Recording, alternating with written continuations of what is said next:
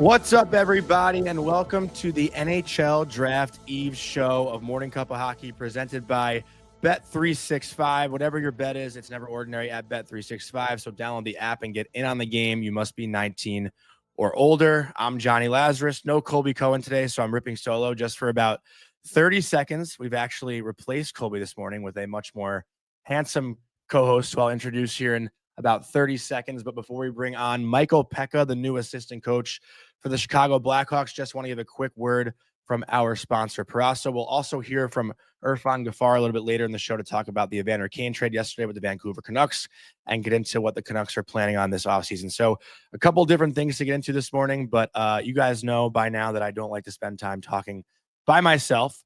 So let's give a shout out to our sponsor, Proraso, the most complete choice for shaving and beard care, made in Italy since 1948. Proraso has been a staple of Italian culture and barbershops globally for 4 generations.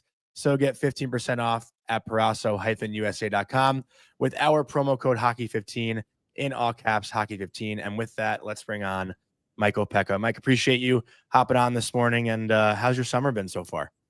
It's been good. I think a lot of people in the Northeast. I'm in Buffalo. I've been in the New York area a little bit this spring as well. It's been kind of wet, so golf games been slowed up at times, but just enjoying some downtime. I've heard a little bit about the golf game from Dennis Gilbert, one of the guys that you coached in the OJHL, a few years ago, and you might have to set the record straight. I heard you're kind of a little bit unhonest sometimes on the golf course. That is so inaccurate. He just like, that's when people accuse you of something that you're yourself guilty of. He's a sandbagger. So he's always going to throw shade in different directions to kind of get the attention off his own sandbagging ways. Well, it's funny. Obviously I've been, looking to have you on this show for a long time. It's probably weird for you because I associate you with the Islanders. I'm sure for the most part you're heard as, a Buffalo Sabres legend, but you are. But, I'm a kid who grew up in Sasser, Long Island. My rink that I was a kid at was the Islanders practice rink. It's funny, actually. I wasn't sure if I was going to tell you this. One of my friends growing up, do you remember like iChat and AIM, like on the computer? Was that something that you ever had? No. So it was kind of like iMessenger before the iPhone came out. You'd like log onto your computer and see who else is online, and you'd like FaceTime them on the computer. But one of my friends, his screen name was Peca Rocks. Like that was literally just his screen name. So I wanted to share that with you. I thought that was pretty funny. But have you found a place in Chicago yet? We have, yeah. We just settled on a place in the city, River North area. It's beautiful. It's such a gorgeous city. I think I've never spent time outside of traveling there through hockey. But then when you get in there and actually get to walk around, see some things, it's just got some beautiful pockets, not just in the city, on the outskirts of the city, the suburbs. Like any big city, it's going to have your traffic issues, but normally I'm heading to the rink at 5:30 in the morning. So you're avoiding traffic then. And then later in the day, you're kind of beating it just before the traffic starts. So traffic generally doesn't become an issue for me. So, but I'm looking forward to it. Well, you're lucky that my co-host Colby isn't here today. Obviously he wishes he could be here today. He has family stuff going on, but Colby would be chewing your ear off right now about where to live in Chicago because he was there for 3 years with the Blackhawks broadcast. So we'll save that 15-minute, derailing part of the conversation. But, I love Chicago. I'm excited for you. It seems like a great opportunity. And, everyone that we've had on this show from the organization is nothing but friendly. So seems like a cool opportunity for you as well. One area I got to start with you, though. You coach JJ Peterka. He's obviously going to be talked about all day today across NHL media. You had him, I think in his first pro hockey season, right, with the Rochester Americans. So what can you say about him and the kind of player that Utah's getting right now? I mean, he's just a special young talent. I think when JJ came in to Rochester, the thing that was evident was his legs were going to be his moneymakers. I mean, he can just fly, and he was strong. He was already built like a man when he came in. But like a lot of young players, he thought that those assets were only beneficial on the offensive side of the game. He didn't realize how effective he can be getting pucks back, checking, using his speed and his strength to, get into guys, get pucks back as quickly as possible. And, both myself and Seth Appert just kept on him with video.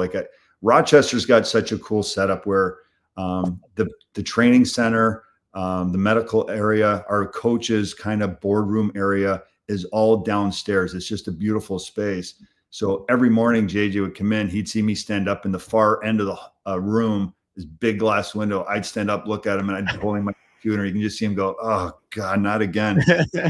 But Seth Appert and I, we stayed on him, and the second half of his season was unbelievable. He had 4 or 5 hat tricks. I think he had a couple hat tricks in the playoffs. Like, he just took it to another level just because he learned to use his greatest assets in every area of the ice, and not just when he had the puck. It's not just, going to space when you have the puck or without the puck. Offensively, it's how quickly he was able to get pucks back when we were on defensive transition. And it was, but he's a kid that I think can play in all situations. He's going to be a 35, 40 goal scorer a bunch of years in his career. Wow. See, it's funny because you saying that, it's almost like it's a lock. When I say things like that, I kind of ruin guys' careers when I make predictions like that. But like now, everyone listening, is going to know now Peterka to look out for him to score 35 next year, or he maybe even 40. He's great. Like, I texted Bill Armstrong in Utah this morning saying, like, you've got one of my favorite guys I've ever coached, and they're going to be lucky to have him and now a young Dylan Guenther. I mean, that's some scoring power for a lot of years to come. Do you prefer working with younger players? Obviously you had a lot of time with the OJHL, I think U16, U15, like that's where you really got your start. And obviously going to Chicago, it's a younger team. Like, is that something that you look at as a better fit for your coaching style? I think definitely the phase I'm at. I love teaching, I think, and what I've learned, like I'm a visual learner. I'm a visual teacher. And the great way to teach is through storytelling in a lot of cases, right? You want to tell examples of, hey, I knew this guy, he went through the same thing, or I went through the same thing. And you can kind of, articulate that message through a story, and they can visualize it. And I like that. But as I've been now I felt a little bit bad when I was in Rochester, because our job for the most part is to develop the prospects for the Buffalo Sabres.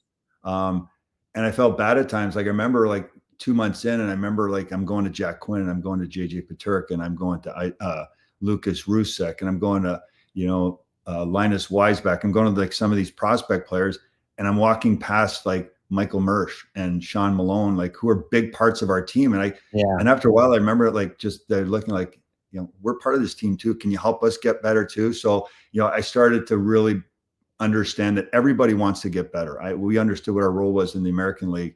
But at the NHL level, working with the veteran players is just as much fun. They all want to get better. They all want to learn. They all want to see video. And so it's almost the same thing. You're just doing it with everybody. So you're the perfect guy to ask too, because we've argued this a little bit on the show. I've actually asked Ryan Warsofsky in San Jose this question directly, and he felt pretty strongly about the opposite way of the phrase, and that's the NHL is not a developmental league. And I'm curious, as someone who has worked so closely with development, because like that's where you really got your start in the NHL with the Capitals, right? You're a developmental coach. So what do you make of that phrase? Do you feel strongly against that?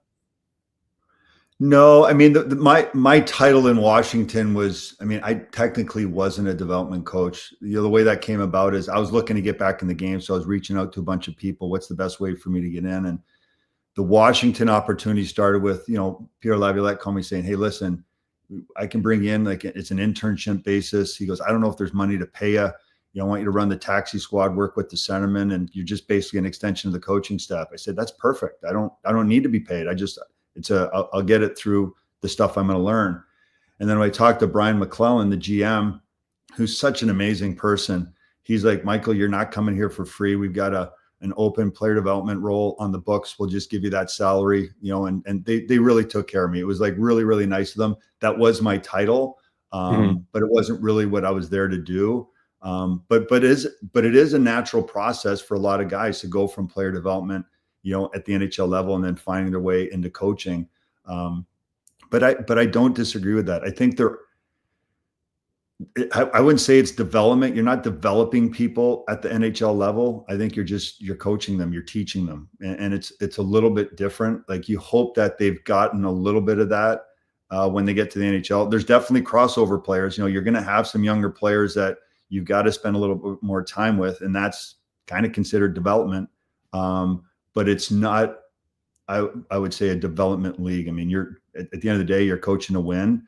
But take our situation in Chicago, we've got to build this thing up the right way. Like, we've gotten 4-year contracts to make sure our runway's long enough to make sure we do our job in the first and second year to have this team ready to do something special in year 3, maybe 2. You never know, right? In this league, it's funny how things can happen, but to build it the right way, create winning habits, create a winning mindset, create a winning environment. And that's what we're going to start day 1 of training camp. Have you had a chance to talk to any Blackhawks players yet? Yeah, I've talked to a few. I mean, this time of year, trying to get in touch with guys that could be at a lake house and different things. But I'm talking to some of the veteran players, and they're excited. Like a guy like Nick Foligno wants to win. He's late 30s now, and has been a big piece for every team he's been on. He's brought leadership and toughness and some added offense at times. But they're all really excited. I mean, it's sometimes you got to get in and see them face to face to gauge. I'm not going to question the sincerity, but when these guys have 3 head coaches now in the last 3 or 4 years, sometimes that's how it was when we got to the New York Rangers, right? They just went through 2 coaches in 3 years, and you always wonder, how hard is it going to be to get their attention right away? Is it going to be the same stuff they're going to hear or whatever it might be? But the way I gauged it initially, the people I've talked to, they're really excited, and they're excited because they love Chicago. They love the organization. A couple of guys have talked to Blashill as well, and they love his message and his approach and the things he's taken away, not just from his experience in Detroit, Grand Rapids, but also his time with John Cooper, who's been one of the most successful and sustainably successful coaches in the last decade almost. And you kind of just mentioned the Rangers a little bit, and now that you've had time to digest this season, what would be your biggest takeaway? Like, what was the biggest thing you learned from year 1 to year 2? Because these were your first 2 years also on an NHL bench as a coach, right? Like, that was your first experience on the bench in your coaching career. So what are you taking from those 2 years into Chicago? Because obviously the teams are at much different phases right now. Yeah, I think what you take is never take anything for granted. Like, we had such a great first year in New York, much like they did with Gerard Gallant too, his first year, right? They had a great year. They went to the conference final, but like we set organizational records of an original 6 franchise, like wins, winning streak, a whole bunch of things. And in some cases, I believe we just had a lot of things go our way in year 1. Like, I thought our roster was good, but Nick Bonino, who's a great player, he was our 3rd-line center for a bulk of the season. And who would have thought we would have had that success with that guy inserted there, especially after the Hedl injury early in the season. But I think, just to get to your question, I think the one thing I learned is don't ever take anything for granted. Don't just think you're going to show up the next year. And this is players, it's coaches, making sure that the players are well prepared. Now, there was a lot of stuff outside of the locker room, outside of the coach's room that, players in the organization was dealing with that did seep into the locker room, and which made it tough, because now we're trying to clean up the debris and get guys to, hey, listen, just don't worry about whatever the emotional shit they're dealing with. We got to play hockey, and we had a pretty good start to the season. And a lot of people said it was masked because Igor played out of his mind, which he did. But that's not that much indifferent of what happened the year before. Like, he was unbelievable early in the season as well, and so was Quickie. But I just think that our focus, and a lot of teams deal with stuff. I'm not saying that we're the only team in the league that dealt with stuff. Teams deal with stuff as a coaching staff. It just seemed like we got a little distracted having to deal with this and manage emotions now and do all these different things. And aside from in the NHL these days, you don't get any practice time. So you're not getting on the ice as much as you'd like to iron stuff out. So it just, that's why I got more gray in my beard, Proraso. Do they have, I've got to look into this place now. Yeah, we'll hook you up. No, but it was emotionally exhausting, but, going into Chicago, it's all about staying focused. I think, as a coaching staff, no matter what happens, as a player, I was pretty kind of streamlined emotionally. I didn't get too high. I didn't get too low. You just got to focus, like this is our goal. This is how we're going to get there. We're going to have bad times. We're going to have good times. And you just try and stay the course. That's the only way to get yourself out of holes. And that was the biggest problem in New York, right? The year before, we went through a little bit of a lull in January, but we got out of it. Like, that last year, we just couldn't get out of it because you've been around hockey a lot. And I was talking to people, you always see in a season, these natural, you win games you shouldn't, then you lose games, then you lose games you shouldn't, then you start winning. It's like they go in these pockets because you get entrenched in the longevity of the season and just these waves. Peaks and valleys, Peter always said. Yeah. And we just couldn't get out of it. We couldn't get things to go our way. And it was incredible. Like, it was almost like we went back. Like, we had some challenges that didn't go our way that were clear cut, should have went our way. Like we had, like when we had a good record, I think. Yeah, like we're 2-0 on the we won in Seattle and Vancouver, then we're in Calgary. We challenge a hand pass on a power play goal. That play changed the course of the game. The guy put his hand up, coming forward, hits his hand, goes to their player, passes somebody and scores. And so we challenged it. And they said, no, it was a deflection off the glove. They blew the whistle 4 more times that game for a hand pass on the exact same play. And so then there's some goalie stuff. And, I'm kind of complaining a little bit now, but no excuses. Honestly, no excuses. Our team was good enough to be better. And we did get ourselves there close at the deadline and, just couldn't hold on. And you did come in and I know the faceoffs were a big problem before you got there. You helped with draws, with the power play. Like, is there a specific focus that you have yet with Chicago, or is it too early to kind of talk about the areas you'll be kind of harnessing? So I'm going to be doing penalty kill in Chicago, which I'm excited about. I've done power play 4 years now in pro hockey. But the one thing I love doing more than anything when I played was killing penalties. It's just, there's something about it that's just, 2-time Selke winner. People forget that you're a 2-time Selke winner. Yeah. So, and the great thing with Blash is, he's going to give the assistant coaches a lot of responsibility. We'll have some system stuff that we're in charge of.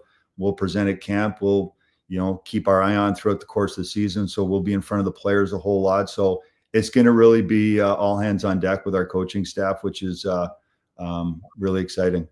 And I know you were telling me a little bit off air, just like the guys you've played for, Peter Laviolette's one of them, Paul Maurice, another one, Pat Quinn. Like, you've played for so many coaches that are going to be in the Hall of Fame, most likely. Yeah. Which guy do you take, maybe their tactics from and kind of blend them into your own? The funny thing is there isn't one coach where I'm like, I want to be just like this guy. There's like a piece of everybody. Like one guy is great structure. One guy's great with people. One guy creates great environments. It's just a lot of different pieces of each guy that you put together. When I was 16, I read the book Awaken the Giant Within by Anthony Robbins. And he talks about, you want to be successful, watch how successful people do things. And if you go through and then copy it. So if you go through like great coaches, they don't do everything great. There's a couple things they do really, really good. And then that's why they have a coaching staff to fill in the little pockets and help them, be more well-rounded as a staff. And I really learned that just playing with so many great Hall of Fame coaches. I mean, it started in junior with Brian Kilray, and I also played for Ken Hitchcock. I mean, it's an incredible list of coaches I played for. But I was able to and fortunate enough to take their best assets and retain it in my information bank for if there's an opportunity for me to ever become a head coach. So what would players say about you? Gosh, I have no idea.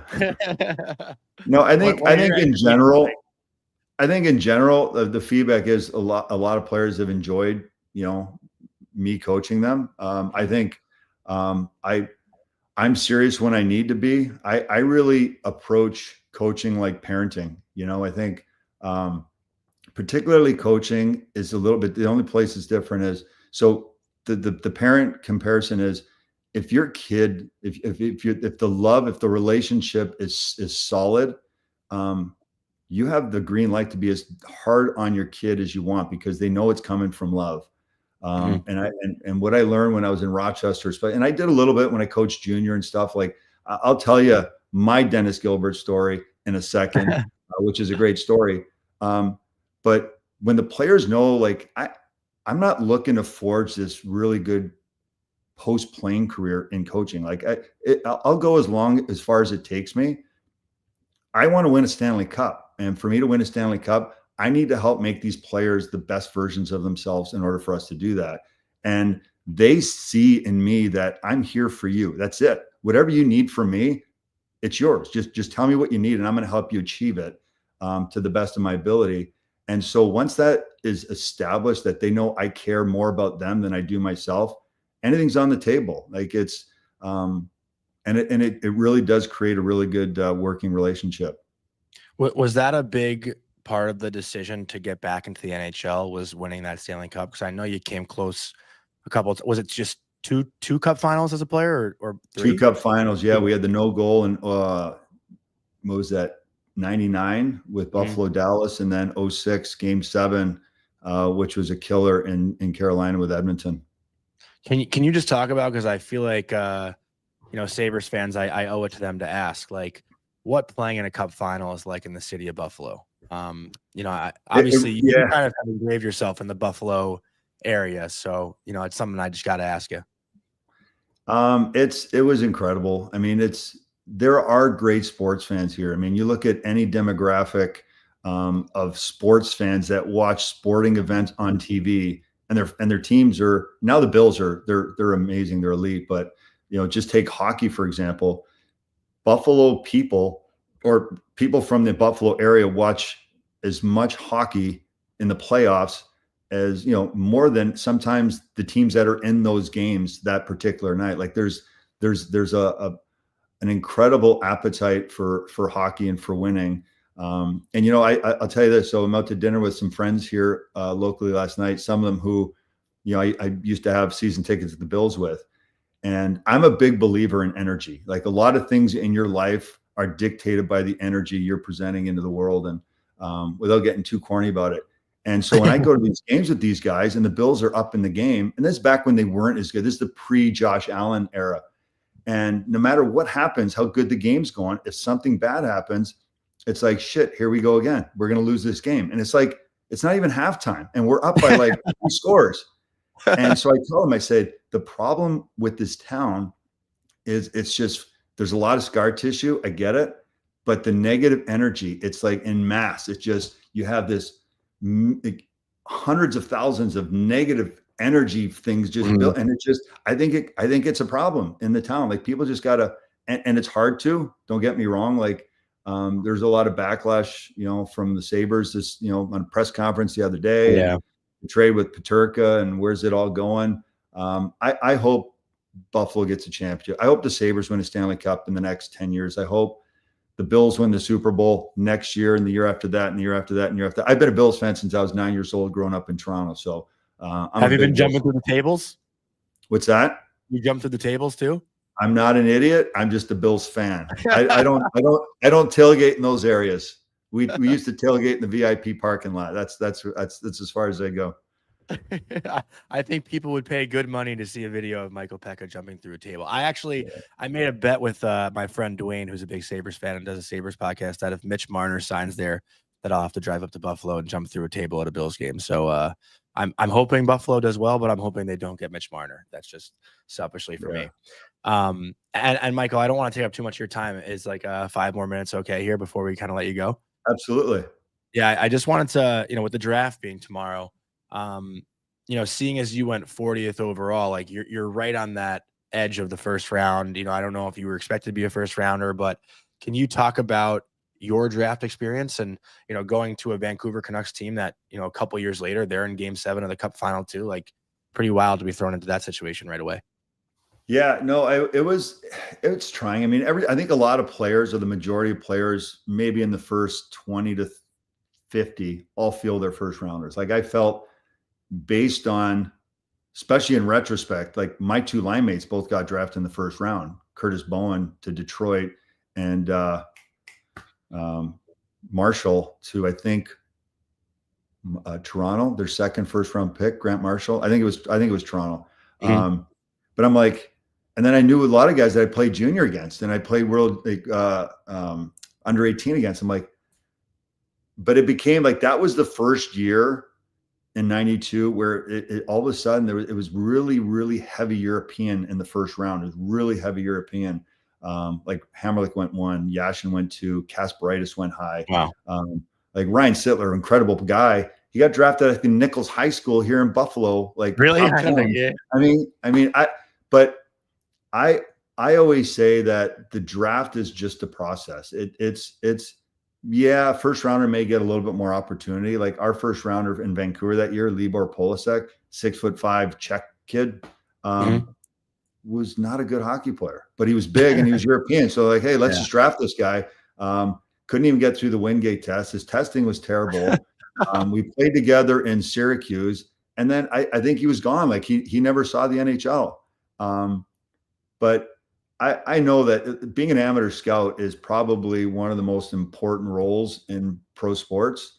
And then your development staff has to make sure that they do their jobs as well. But I don't know. It's like when they pick international teams for Olympics or world championships, right? Everybody's like, how did I not get on there? Or how'd that guy not get on there? It's just, what it tells you is there's just a lot of really good hockey players out there, and when I say it's just a process, I knew in my heart that I was good enough to make it. And so I was actually part of the team. I wasn't going to play. I was probably like maybe second or third in line on that cup run in 94.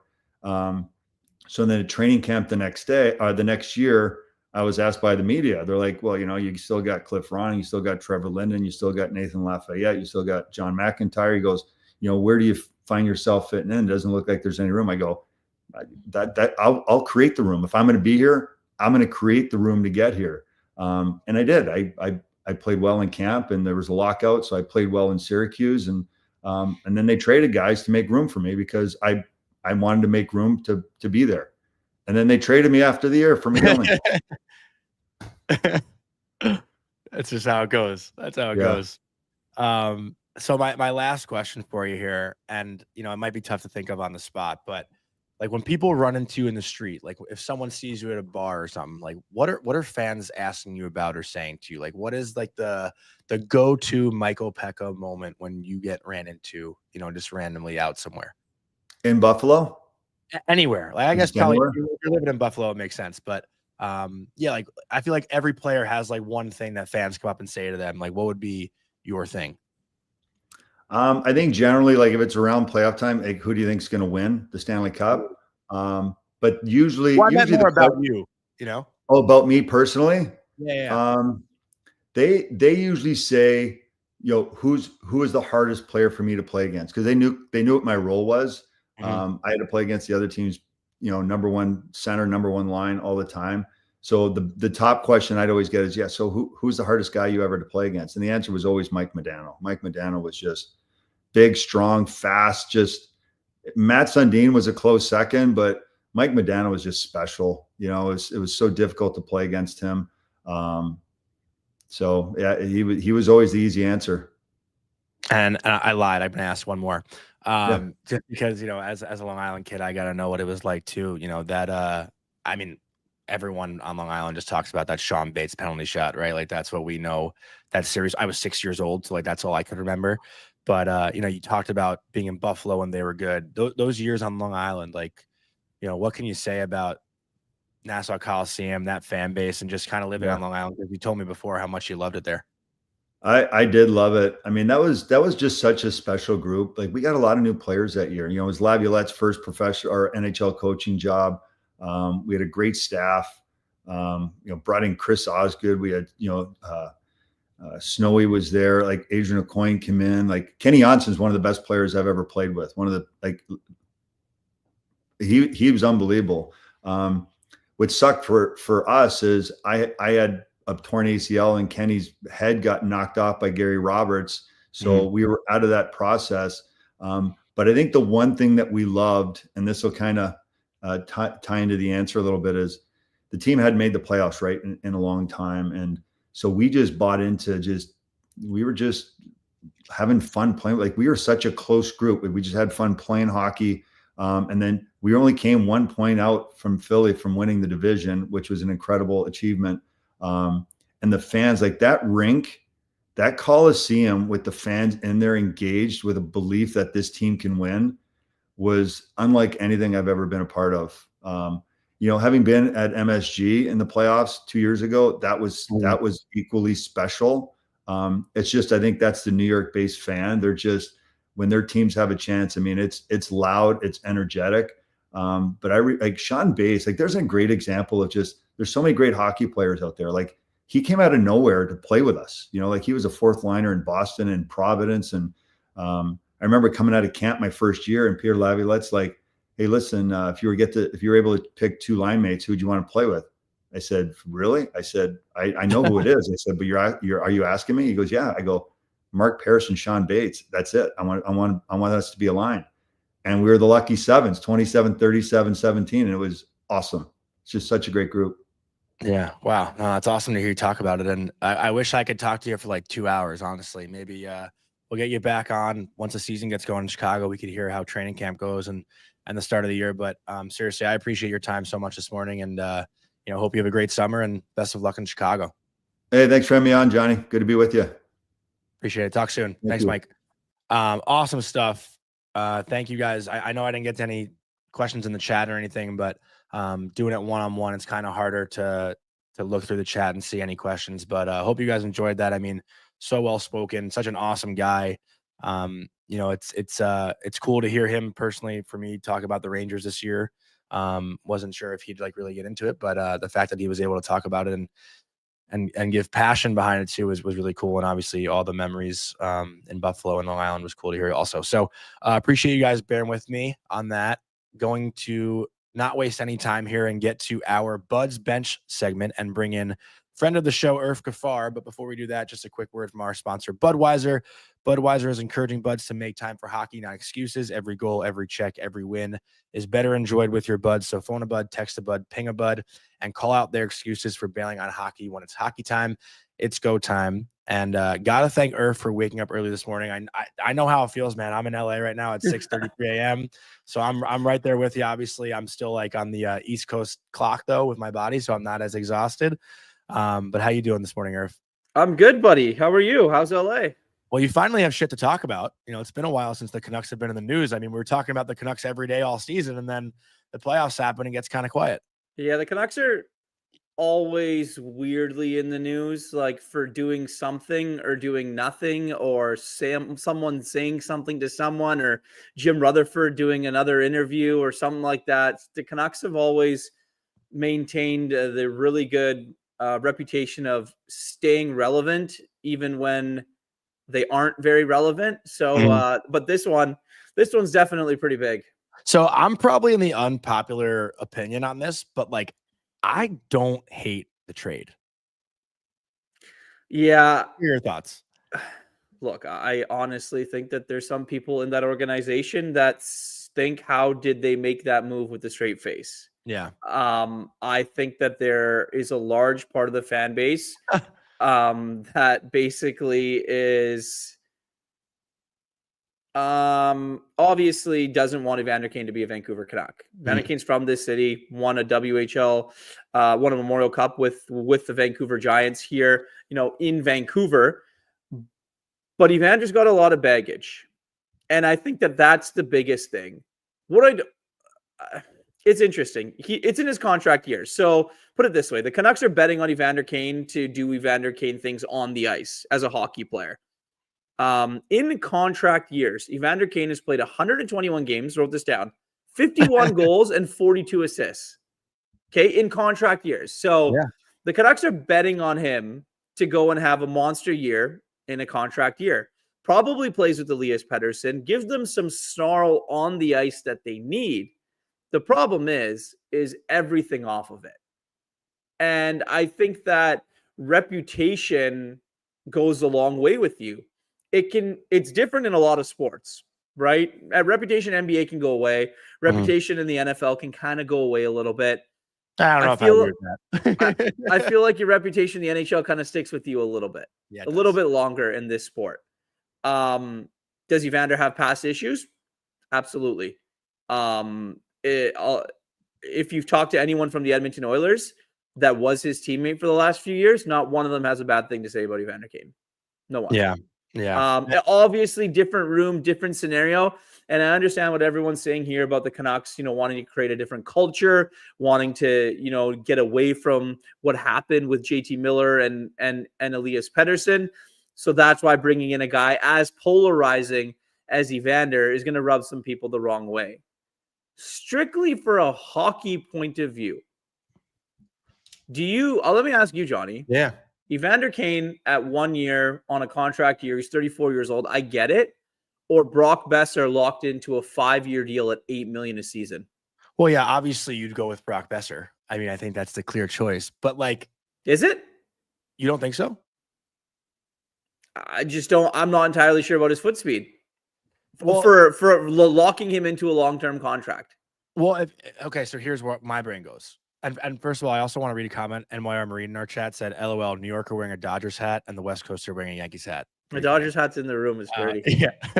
But what I will say is, if you're picking Kane over Besser, are the Canucks winning a cup this year?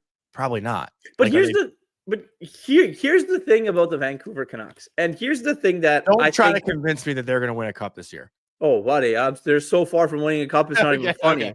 I thought that's where you're they're going to be lucky to push for a playoff spot next season. This team might be a lottery team next year. Well, okay, so I'll challenge you there because Colby, I wish Colby was here to talk about this because Colby actually said the other day, I think, when we were talking about the Olympics, he said Thatcher Demko at 100% could be the best American goalie in the NHL. Well, we're a couple years removed from him being a finalist for the Vezina. So if he's fully healthy this year, and apparently he is. Apparently he's been working out. He's had really good workouts this summer. All systems are go for him to, I think they're working on an extension too, with Demko right now here in Vancouver. So I would probably agree with Colby in a sense that I don't know if he's the best American goalie. I think that, he's obviously got some competition with Ottinger and then obviously the best player in the NHL last season, Connor Hellebuck. But that tandem of Lankinen and Demko is probably near the top in the NHL for goaltending tandems.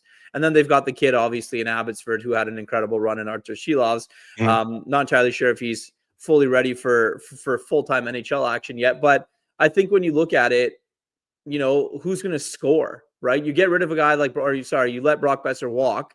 And then you bring in a guy in Evander Kane who, you hope can fill that void. I think he's going to score 25 goals next season. I think maybe even 30. Evander, you're saying? Yeah, I think Evander's going to have a monster year. I really do. I agree. I think that if he is set up and can stay healthy for success with Elias Pettersson, I think that Pettersson needs a guy like him on his line. Evander's not afraid to mix things up. He's not afraid to go to the net. He's not afraid to do the dirty areas, go to the dirty areas. He's not afraid to get his nose dirty. And playing on a line with Elias Pettersson, I think Pettersson needs a guy like that. So much talk has been made about, him playing with Jonathan Lekkerimäki, him playing with a guy like Niels Höglander. No, I think Evander would be a good fit for Elias Pettersson. Now, that's just if he plays with him. The problem with the Vancouver Canucks is the rest of that forward group. Right. And I think that who else is going to score? Who else is going to contribute?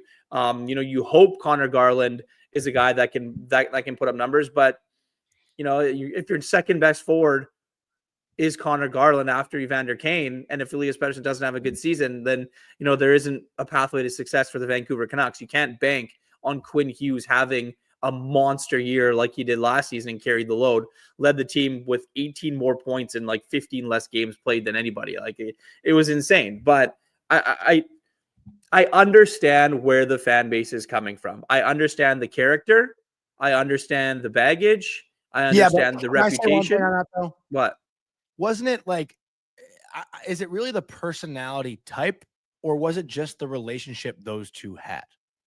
Because the personality type, it could be fine with Pettersson and Kane, but Who? JT?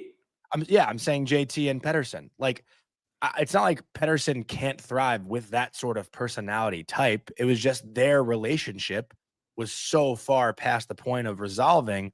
That's where the issue came from. 100%. I know that's exactly what it is. Yeah. JT even said it. Like years together before. JT even said it. I think like 2 years ago, 2-3 years ago, he did an interview with Ian McIntyre here in Vancouver, and he said, "Look, we're not going to be best friends." Yeah. It's just that's the reality of it. There are teams that have won Stanley Cups. I wish Colby was here too. He's been on teams where guys might hate each other, or guys might not like each other.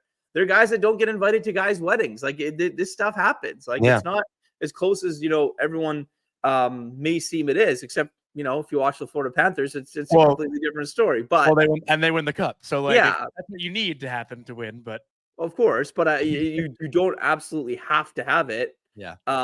I don't think that at all. But just going back to Evander, like I think that's why a lot of people are angry, just about what he brings. And also early on in his career, from these parts, people saw him out. Like people saw Evander Kane, and obviously going back to the Vegas money photo, but that's old news already. I 100% agree. Yeah. I'm the first. I've known Evander since he played junior. Like I agree. Known the kid for a long time. There's a lot of off the ice stuff that he's been a part of, but you can't shake Evander Kane, the hockey player. You really can't. And for a need for the Vancouver Canucks right now, the Canucks don't have the assets to go and acquire a Peterka. Look what he went for, and then what they signed him for. I mean, that's a different story. That's crazy. No, but the Canucks were in on it, right? Or they were in on everything, or going to be.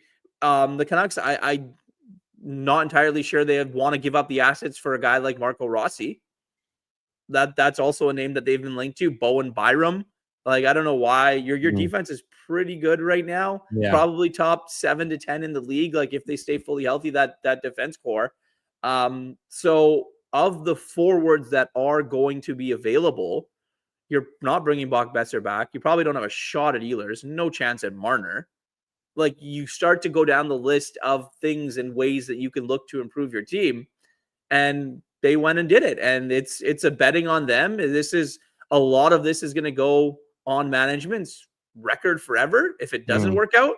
But if it does, Evander's probably a guy that's motivated enough to earn himself, score 20, 25 goals next season, maybe even more, and get another 2-year deal for about, 3.5. There are teams out there that'll do it. So it's crazy to me too. Like, the chat's going to give me shit here, but like, you can kind of compare it to the Rangers a little bit. Both teams the past 2 years, right? Like, everything goes right one year, everything goes wrong the year after. But like, your team, the Canucks. First of all, not my team. They're a team in this city. But you're a Canucks fan, no? You're not a Canucks fan? I grew up liking the Flames. Oh, really? I always thought you were for some weird reason. No, I grew up liking the Flames. I was very fortunate enough to cover the Canucks early on in my career and watch them go to a Cup final. And then, look, I live in this city. It'd be nice for them to win, but I don't wake up every day, scrolling and doom scrolling and being like, oh my God, who's going to be the third line center for the Vancouver Canucks? Well, then I apologize. Yeah, that's not me, dude. That's me. Yeah. But I'll tell you what's going on with them, because people tell me. What? No, I just meant that. Like, Oh, well, I apologize for labeling you as a Canucks fan. But no, I was just gonna say, like what made it go so well? Like, you have to look at the team now. Like, you know what I mean? Like, when it goes bad. When it did go good, everyone had a contract year. It was insane. That's what it was? Yeah. Quinn playing out of his mind. Demko healthy. Pettersson good. But then, Elias Pettersson disappeared off the face of the earth in March right after he signed his contract that year. Yeah. And, there was the injury. There was the knee tendonitis. There's the wrist injury. There was the playoff whatever. And then you go into the season after a short season of training. Some people question Elias Pettersson's commitment.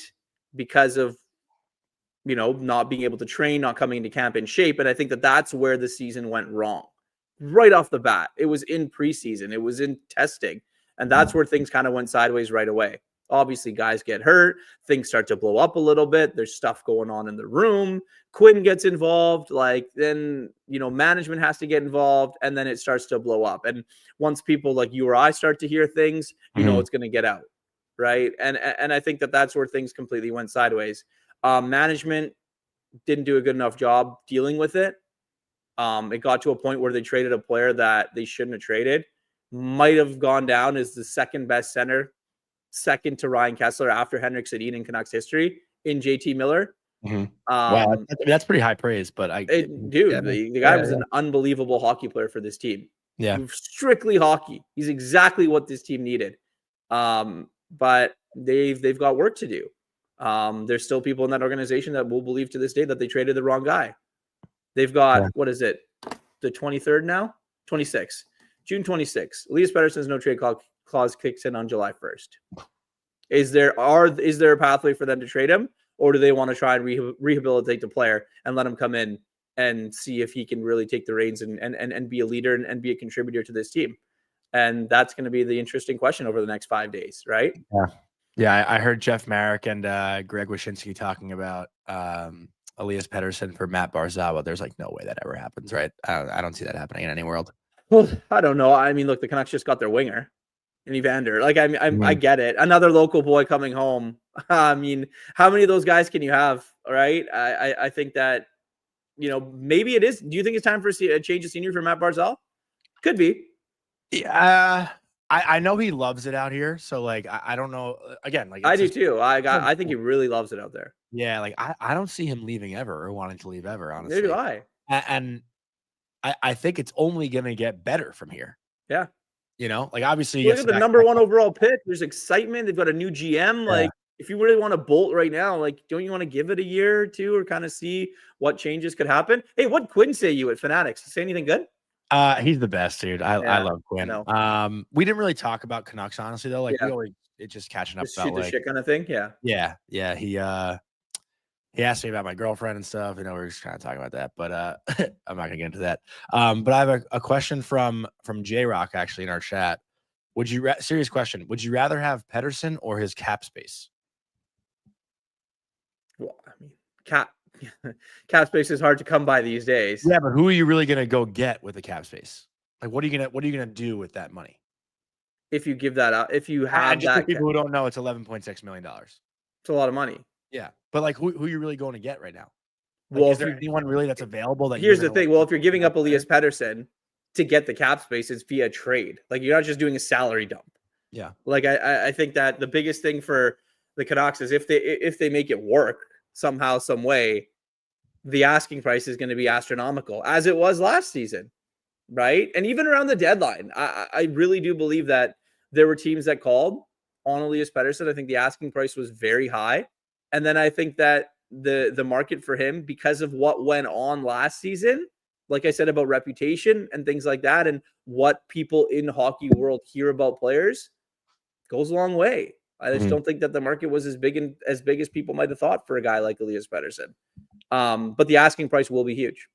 Yeah. Do you think there's any sort of sorry to answer your question, the listener's question there? Cap space is cap space, but I think that if the Canucks were to ever move on from Elias Pettersson, the return would be that as well. There would have to be a $9-10 million guy coming back. Yeah, but do you think fans are done with him there? No. Look, there's a certain part of the fan base. Jeff Patterson and I did shows after every game almost last season. Yeah, and the chat would light up. EP40. Where's this guy? Where is he? Why is he invisible again? What's going on with this guy? And it got to a point where there's a certain part of the fan base that's okay, he's done this before. I'm of the mind that this kid's done it before. 102-point player in the National Hockey League. You don't just suddenly lose that skill. You don't suddenly lose the ability to do things. But then if you just watched him, confidence wasn't really there. Guy wasn't shooting the puck a lot. There was parts of his game where we just didn't have it. Puck deception, him having the stick or puck on the stick and beating guys one-on-one. It just wasn't there. And then you can go back and do the injuries. Okay, so the wrist injury in the playoffs, the knee tendonitis last year, and being hurt, not being able to train fully, and him taking some time to get better. But like, how many excuses are you going to have this summer? There's none. An extra long summer. He didn't make the playoffs. Like, I know he did an interview in Sweden with Leo Carlson, with one of the Swedish reporters, and basically was like, I've had some nicks and injuries at the end of the season, but I'm training full time. Okay, well, if you're training full time, you're making $11.6 million. You are the focal point now of that offense. Like, it's you. What determines a successful season for Elias Pettersson?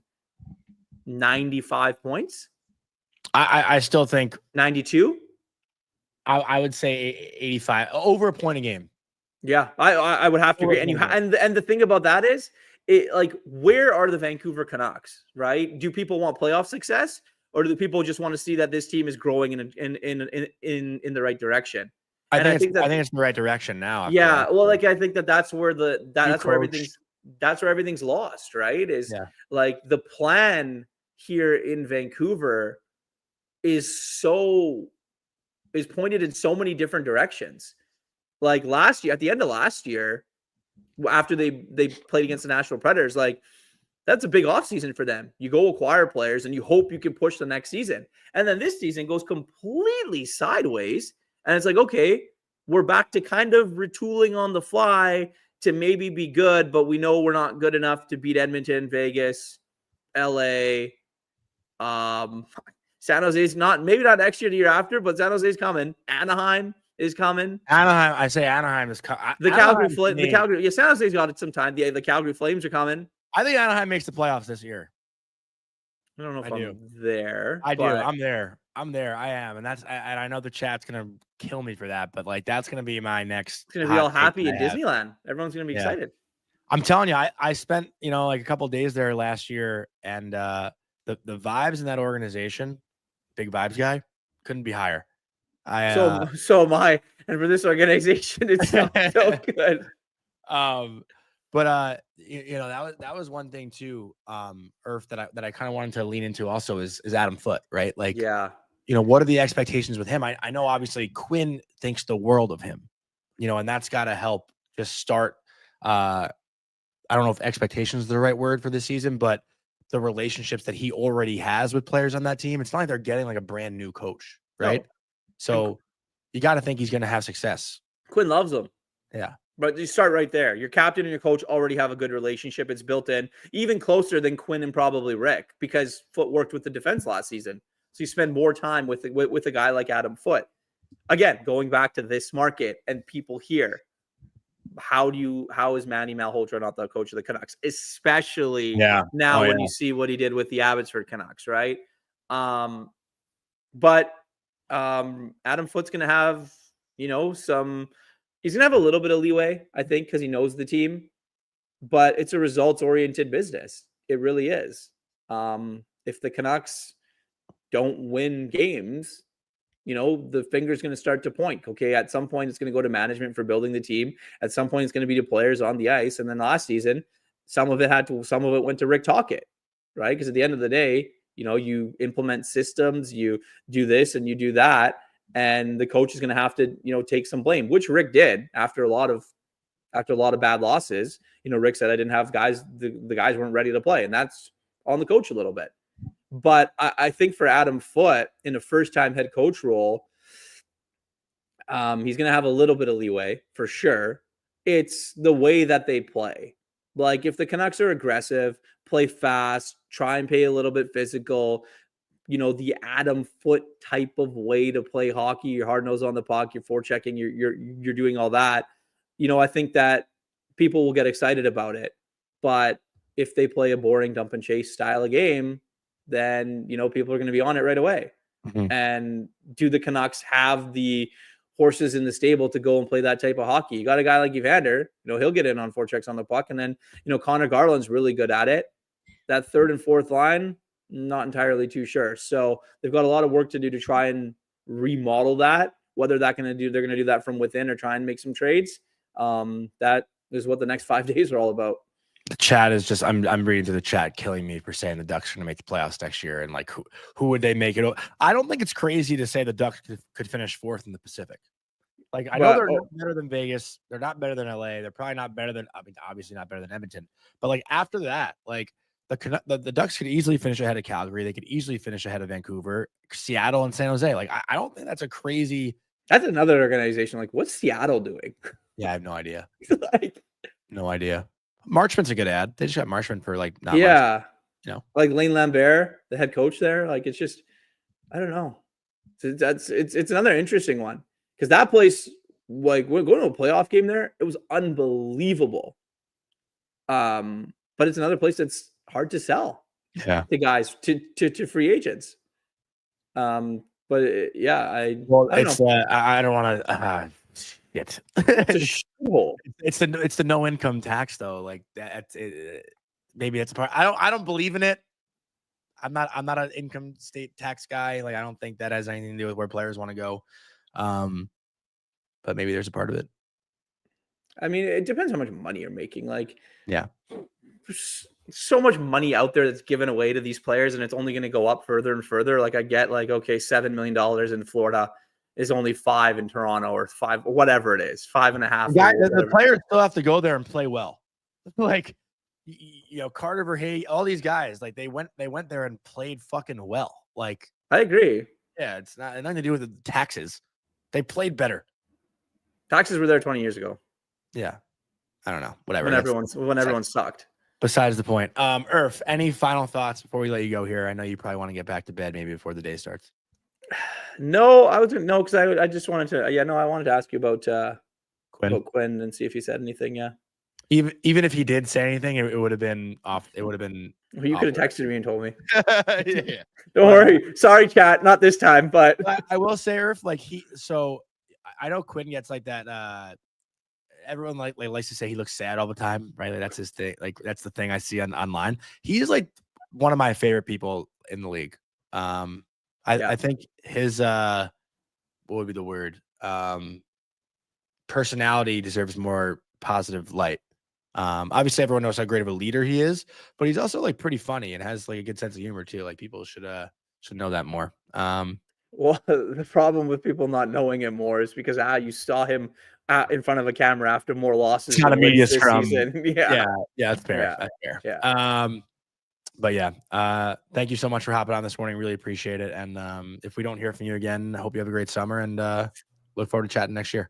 They'll do something silly here in the next little while. Well, I'm definitely sure we'll talk again. All right. Sounds good. All right, brother. Take care. Enjoy life. All right. Vic, last order of business. We got to get to our Bet365 bet of the night, and we are putting your beautiful face. We actually have 2 orders of business. Out west. Yes. Go with out west first, please. Is someone showering with you? What's happening? God. Hey. What's going on there? All right. So let's. Hey, I'm on the air, man. Let's do out west first. Obviously, you see Vic's behind the scenes setup. I love when his face is on here, but we don't see it enough. But our out west worst team of the week, pretty obvious this week. If you want to write in the chat your thoughts, it should be pretty self-explanatory after yesterday's trade. We are going with the Buffalo Sabres for this week's worst team of the week. And summer is here, folks.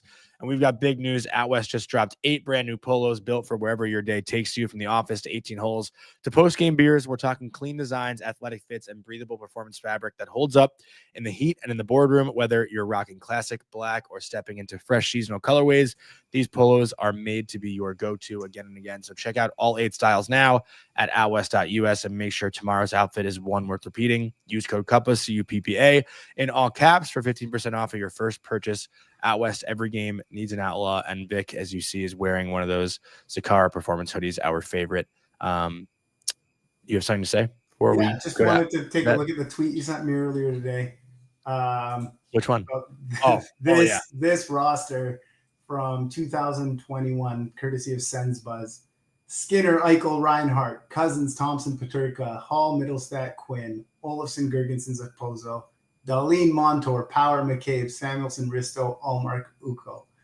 That is an insane lineup, and this is why we picked the Buffalo Sabres as the worst team of the week this year. I'm also trying to count how many Stanley Cups are combined on that. So Eichel 1, Reinhart 2, that's 3. Okposo 1, 4. Montour 1, 5. I think that's everyone. That it? Yeah, that's probably it. But pretty. I mean, imagine that lineup today. Yeah, that's a pretty nasty team. And I don't know if the cap works, but where do they go from here? Yeah. Like, are they going to like? I know they wanted roster players. They got Kesselring. I did not like the return. I thought they could have got the pick from Utah. Yeah, nobody has any issue with it. The guy wanted to leave. Maybe they didn't have as much negotiating power as I thought they did, but you could trade him anywhere you want. I don't know. I don't get it. I don't get why the return was so little for Peterka. Yeah, no, me either. But again, like I think if Buffalo gets the 4th pick with Kesselring and Doan, like no one's saying a thing. No, right? Of course not. Yeah. But they got nothing else. They didn't even get a 2nd round pick. No, but I do think Kesselring is a good player. Agreed. And he's like just entering his prime. And again, like a big concern for the Sabres was finding a D partner for Rasmus Dahlin. So like they did cover that. But, you know, Josh Doan probably will play down the lineup. Like, and he's sure like those kids are great kids too. But like, is Doan such an impact player right now? No, not really. Also, you got to think about the Norris for Cousins deal. Like Norris has injury issues. Like what's his season going to look like? You know, like they just keep making these trades that are just like you're scratching your head constantly of what the plan is.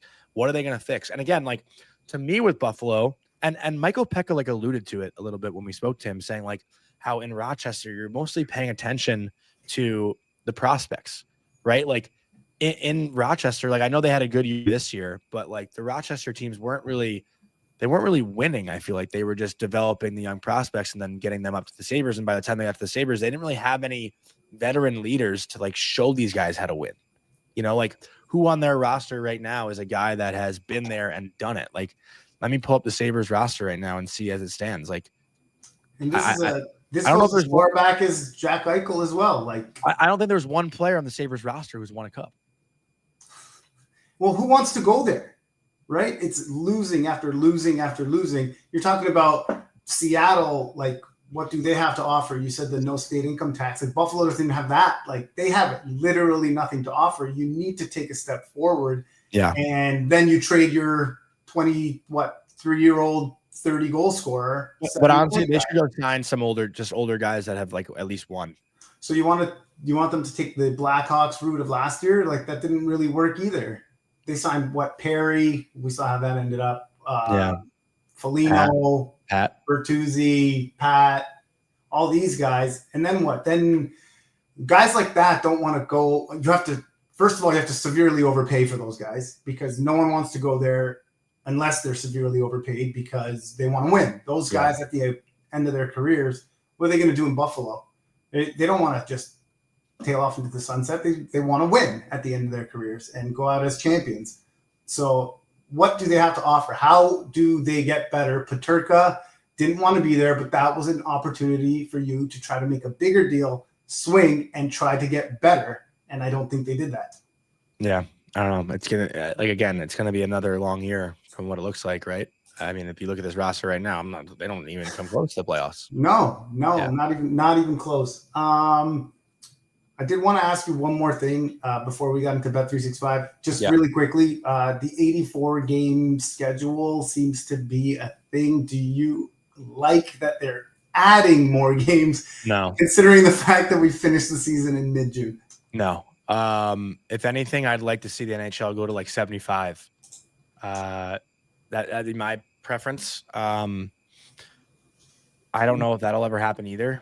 Yeah, it looks like we're getting more games, more teams, and it's just going to keep adding and adding. Atlanta looks like it's an option now. Yeah. If they add one, they're probably adding 3 more, I would guess, because you don't want one team, one division with 9 teams. I'm also a fan of the play-in too. I know people don't like it, but as an NBA fan, like the play-in games are great. Like it just adds more hype. It adds more buildup for playoff hockey. And I know like the Stanley Cup playoffs don't necessarily need that. But if Columbus were to get a game this year to like play and have a chance to get in, like who wouldn't want to watch that? I go back and forth on it.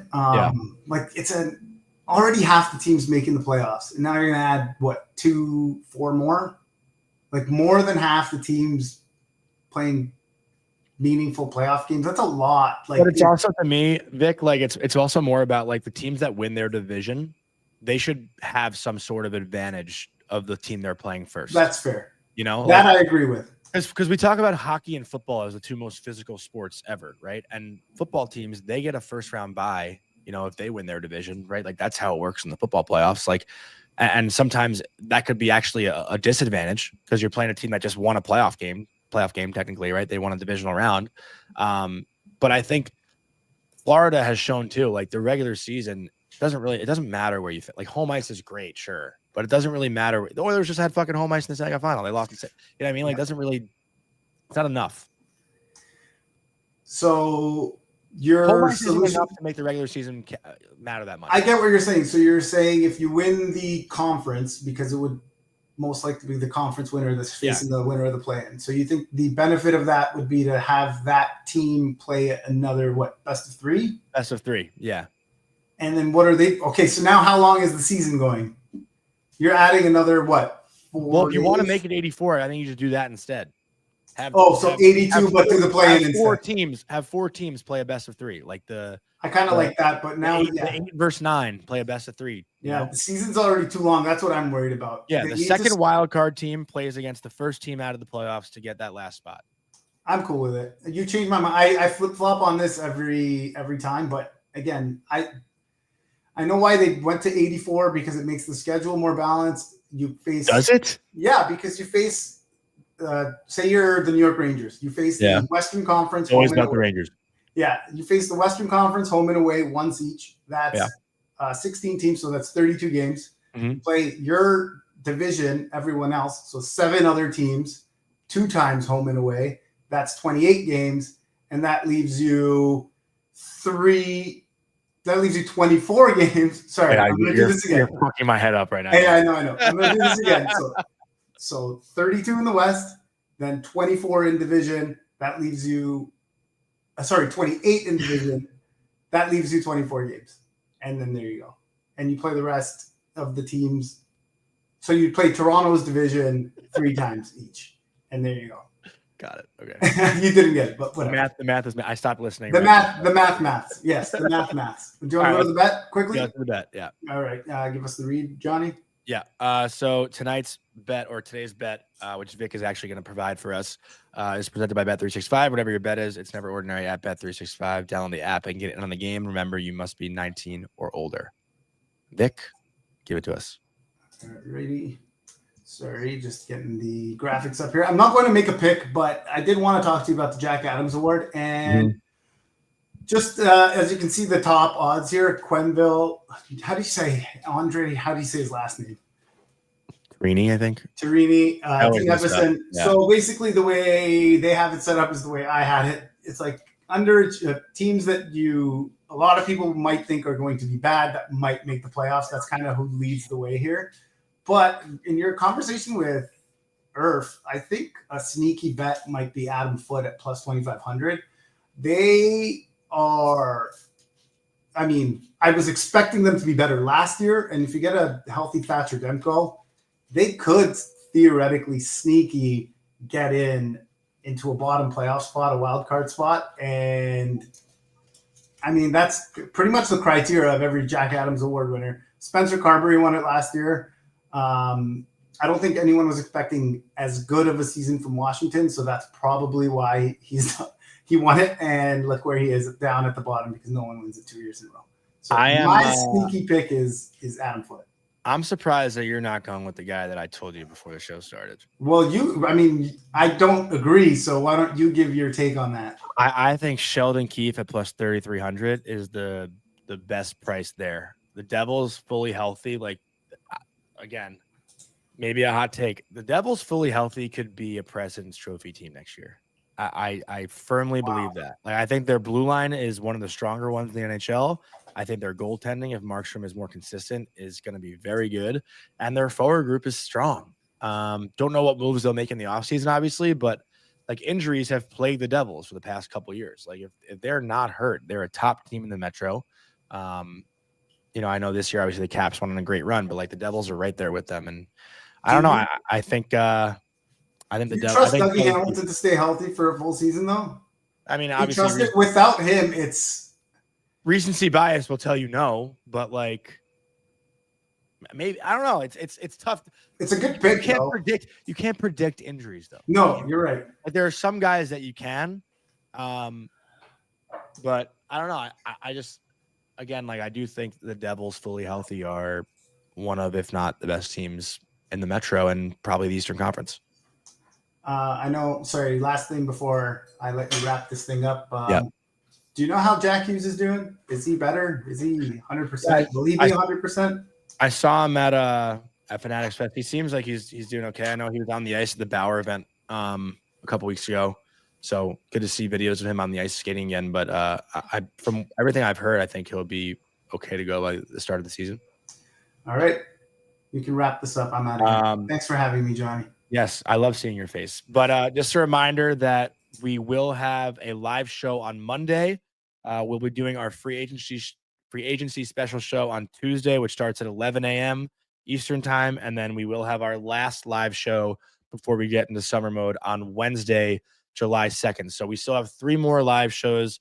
Well, I guess 2 more typical live shows plus the free agency show coming next week. And then we're in summer mode. So not a lot left of Colby, Vic, and I. So we hope to see everybody on Monday. Don't forget to like the episode and leave a comment. Those always go a long way. I hope you guys enjoyed listening to Michael Peca and Irfaan Gaffar chat with me this morning. And thank you guys for bearing with me. You know how much I hate doing this by myself without Colby. I always miss Colby when he's not here. So Vic, thank you. You're the best. Chat, thank you for listening today. I hope you all have a great weekend. Hope your drafts go well. I'm sure we'll have some crazy trades to talk about come Monday. So we will see you Monday morning at 9 a.m. What's up, hockey fans? If you enjoyed that video, then you need to be hitting the subscribe button right here at Daily Faceoff. Exclusive interviews and analysis from our hockey insider Frank Saravalli, fantasy updates from Brock Sagan, and a daily live show at noon Eastern Monday through Friday. You don't want to miss any of the fantastic content, so hit